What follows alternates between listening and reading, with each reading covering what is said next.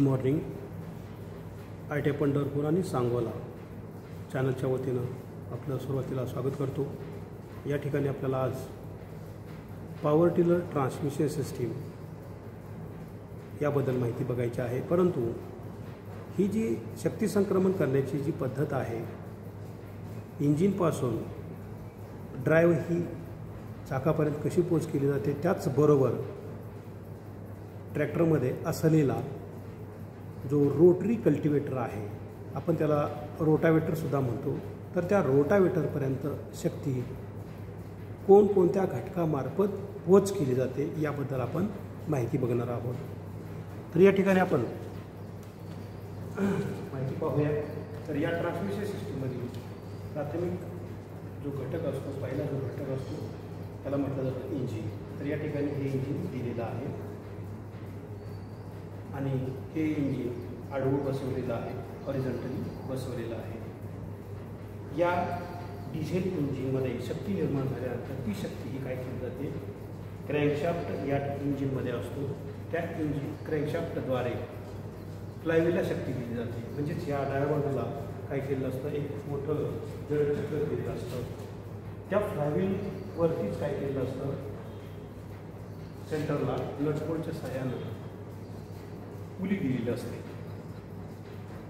त्या पुलीच्या वरच्या बाजूला 3 बेल्ट काय केलेले असतात, बसवलेले असतात आणि त्या बेल्टद्वारे ड्रायव्हरने काय केले जाते, या क्लच असेंब्ली पुलीपर्यंत पोच केली जाते। या क्लच असेंब्लीमधून शाफ्टद्वारे या ठिकाणी जो इनपुट शाफ्ट आहे, इनपुट शाफ्टमधून ते काय केले जाते, गिअरद्वारे आणि गिअर बॉक्सपर्यंत पोच केली जाते।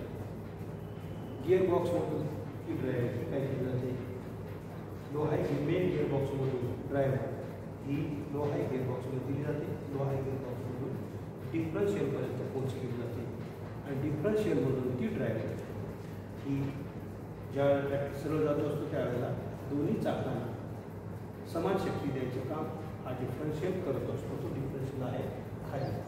तर या ठिकाणी ह्या डिफरन्शियलमधून ड्राईव्ह काय केली जाते, ॲक्सल दिली जाते। जे राईट साईड असलेला ॲक्सल हा इथं आहे आणि लेफ्ट साईडचा जो ॲक्सल आहे तो या बाजूला आहे। ॲक्सलला ड्राईव्ह मिळाल्यानंतर या ॲक्सलच्या शेवटच्या टोकावरती एक फ्लॅज तयार केलेला असते, म्हणजे गोल भाग तयार केलेला असतो, त्याच्यावरती आपण काय करतो, व्हील बसवत असतो आणि बोल्टच्या सहाय्याने काय करत असतो, त्या ॲक्सलबरोबर या ठिकाणी काय केलं जातं, व्हील बसवलं जातं, ते माउंटिंग केलेलं असतं, टाईट केलेलं असतं। तर ॲक्सलपर्यंत ड्राईव्ह पोहोचल्यानंतर काय होत असतं, हे व्हील फिरत असतं। मग फॉरवर्ड पोझिशनला फिरेल किंवा रिव्हर्स पोझिशनला फिरेल। फॉरवर्ड पोझिशन म्हणजे पुढे जात असताना त्याला काय म्हटलं जातं, फॉरवर्ड पोझिशन जातं। जर समजा हे व्हील जर असं उलटं फिरत असेल तर तो ट्रॅक्टर रिव्हर्स पोझिशनला जात असतो। तर या ट्रॅक्टरमध्ये सुद्धा काय केलेलं असतं, फॉरवर्ड पण दिलेलं असतं आणि रिव्हर्ससुद्धा दिलेलं असतं। म्हणजे या ठिकाणी हा जो ट्रॅक्टर आहे, या ठिकाणी लो आणि हाय, लो म्हणजे काय की कमी स्पीडनं ट्रॅक्टर चालतो आणि हाय म्हणजे जास्त स्पीडनं ट्रॅक्टर चालतो।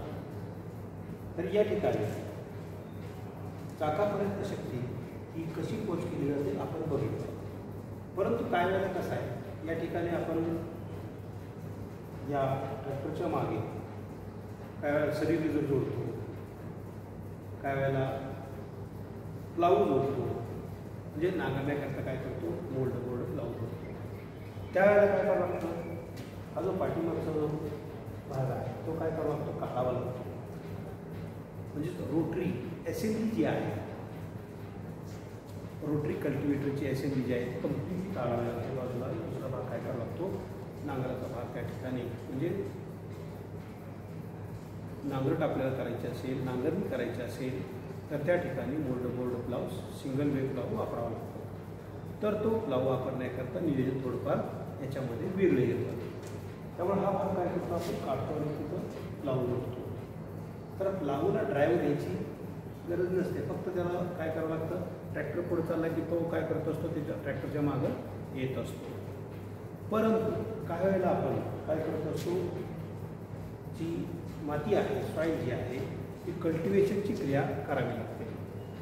म्हणजेच घुसळावं लागतं. माती काय करावं लागते, घुसळावं लागते. उदाहरणार्थ समजा ढेकळे असतील तर ढेकळे फोडण्याकरता, गवत असेल तर ते गवत जमिनीमध्ये म्हणजे मातीमध्ये काढण्याकरता आपण काय करतो, रोटावेटर जोडतो. तर या पॉवर टिलरमध्ये काय केलं असतं, रोटरी कल्टिवेटर दिलेला असतो. आपण त्याला रोटावेटरसुद्धा म्हणतो.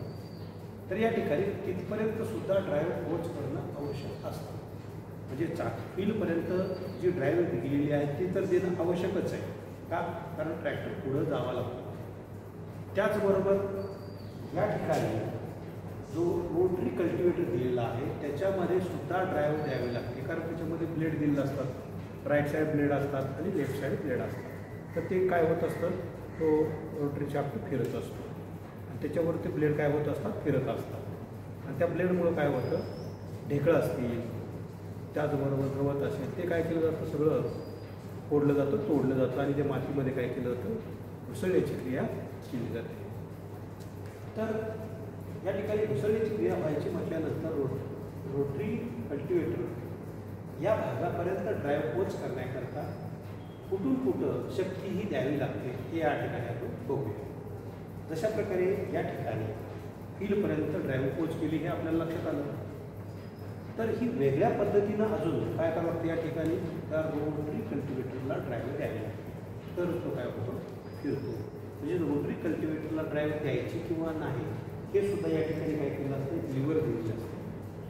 रोटरी कल्टिवेटरला ड्राईव्ह समजा तुम्हाला द्यायची नाही तर तो ऑफ करायचं आणि समजा ड्राईव्ह द्यायची आहे तर काय करायचं, ऑन करायचं. ऑन केलं की काय होतं, त्या ठिकाणी ड्राईव्ह कशी पोच केली जाणार आहे आपण पाहूया.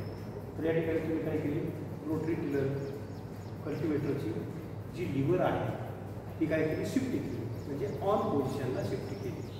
शिफ्ट केल्यानंतर या ठिकाणी ड्राईव्ह कशी जाते आपण पाहूया. तर इंजिनमध्ये जी शक्ती निर्माण झालेली असते ती ड्राईव्ह काय केली जाते, फ्लायव्हील टू पुली टू फी belt to clutch assembly input shaft, त्यानंतर गिअर्स, मेन गिअर बॉक्सला ती ड्राईव्ह काय केली जाते, पोच केली जाते.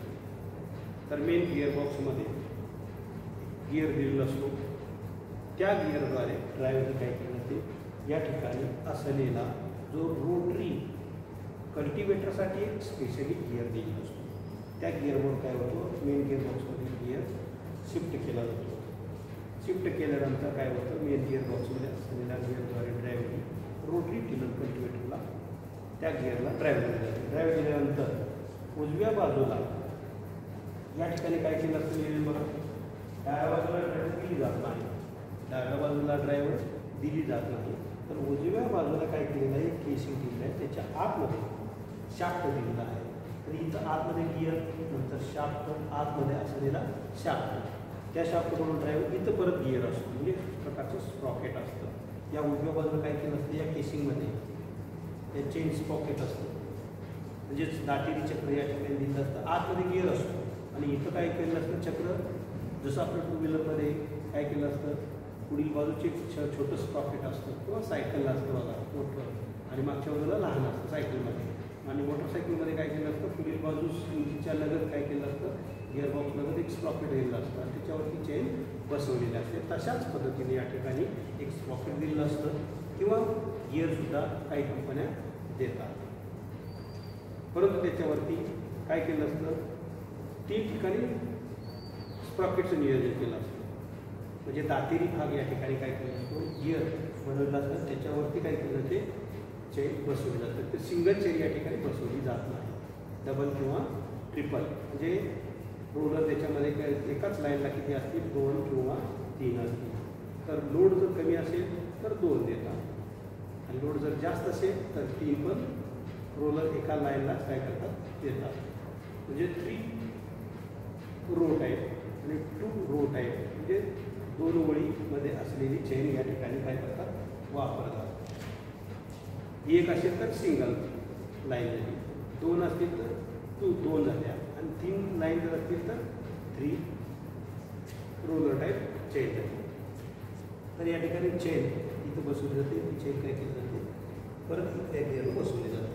म्हणजे इथं ट्रिगर स्प्रॉकेट असतं, त्या स्प्रॉकेटला काय होते, की ड्रायव्हर पोच केली जाते आणि आडवा शाफ्ट आहे म्हणजेच रोटरी कल्टिवेटर किंवा रोटावेटरचा आडवा एक शाफ्ट आहे. एक बाजू त्याची इकडे जोडलेली आहे, एक बाजू त्या बाजूला काय केलेली आहे जोडलेली आहे. म्हणजे दोन्ही बाजूला काय केलं जातं बेरिंग दिल्या जातात, त्याला काय केलं जातं जोडलेलं असतं. कुठं इथं ह्या भागापासून त्या भागापर्यंत शाफ्ट असतो आणि त्या शाफ्टला काय केलं जाते या चेन आणि स्प्रॉकेटद्वारे काय केलं जाते ड्रायव्हर दिली जाते.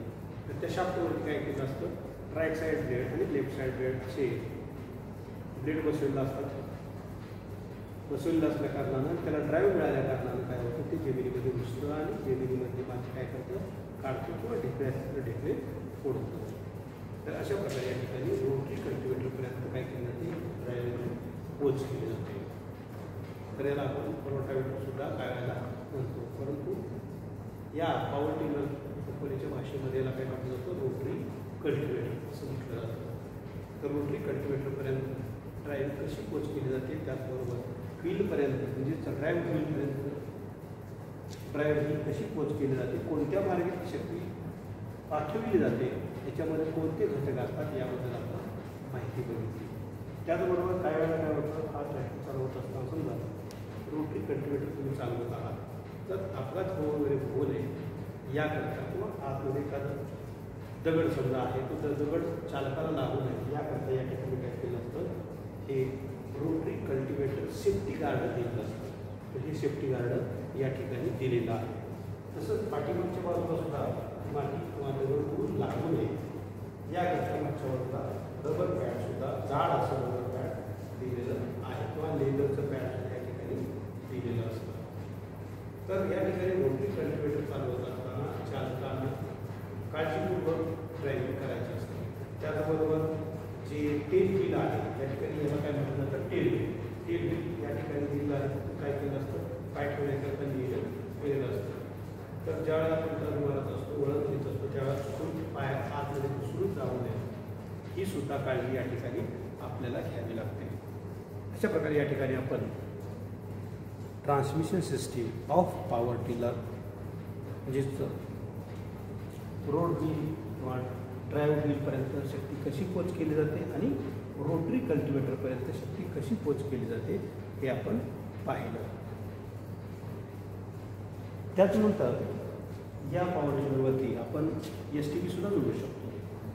म्हणजे न्यूट्रल पोझिशनमध्ये सुद्धा काय करू शकतो आपण फवारणी करू शकतो. म्हणजे त्या ठिकाणी ड्राईव्हरसुद्धा काय केली जाते क्लच या ठिकाणी हा जो क्लच असेंब्लीचा भाग आहे क्लच असेंब्लीच्या त्या भागापासून काय केलं ड्राईव्हर घेतली जाते किंवा या ठिकाणी पुढंसुद्धा काय केलं जातं ब्रॅकेट तयार करून मागचे व्ही-बेल्ट काढून त्या STBला सुद्धा आपण ड्राईव्ह देऊ शकतो. म्हणजे कोणत्या प्रकारे कशी हे नियोजन करून तुम्ही काय करू शकता ड्राईव्ह देऊन STBसुद्धा न्यूट्रल पोझिशनमध्ये म्हणजे इंजिन चालू आहे मात्र ट्रॅक्टर एका जागेवरती स्थिर आहे आणि STB जर चालवायचं म्हटलं तरीसुद्धा या ठिकाणी आपण करू शकतो. ओके, जय हिंद.